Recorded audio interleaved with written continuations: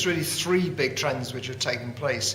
First of all, you've just seen a whole load of different technologies rolling out which are beginning to have an impact on the HR function.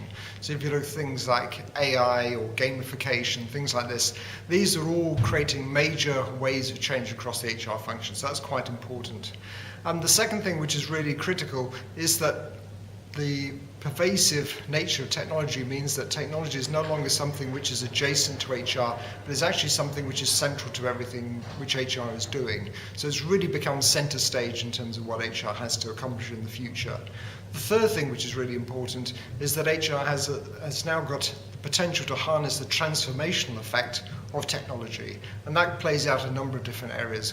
One, in terms of how line managers could be much more empowered by the tools they have. Secondly, through the power of analytics, which means you can take much better decisions. And thirdly, through the fact that you can actually change the whole user experience and make a much more compelling environment to attract and onboard people in the future. So that's where technology can really make a tangible and real difference to people at work. Better use of technology can improve the HR function in terms of both its efficiency and effectiveness. It means that HR can be both more productive, but it can also be more value added in terms of what it's doing.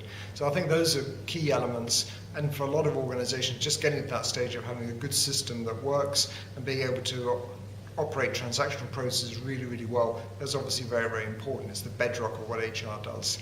The second thing, though, is that technology can actually add a lot in terms of additional value which can be supporting the business. So things like, for example, the better insights on decisions which can be made through analytics, through improved employee experience, through technology which can be much more agile, can offer a much more personalized experience for employees. These are things which will help in terms of attract and retain employees and also enable managers to do a better job themselves. But the final part is that if all of these things happen, HR puts itself in a much stronger position to be a value-added partner for the business. Because at the end of the day, they free themselves from a lot of the less value-added work, and they can actually benefit from the technology to become a much more powerful strategic partner for the business and use the insights and the data which they have to really contribute to the kind of decisions which are made for the future. Obviously, one of the key ones is where you're starting from. Because if you are in a situation where you have weak processes, poor data, etc., these are going to handicap you in terms of taking advantage of technology. So you have to make sure that you've got some of those fundamentals right. That's really important.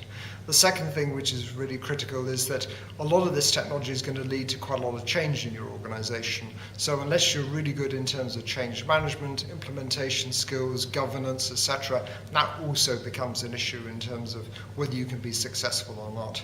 I think there is also an issue about the whole question of transparency, because if you start to put the same tools and information in everybody's hands, then that creates a whole load of questions for the organization about, are people ready for that?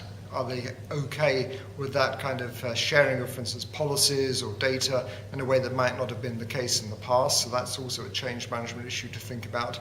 And the final thing is that with all of the different things at stake and with so much change happening, there is a risk that people hold back and they get sort of stuck in a sort of analysis paralysis and a sort of feeling of, well, maybe I should wait to the next change to come forward and the latest technology and not do anything now.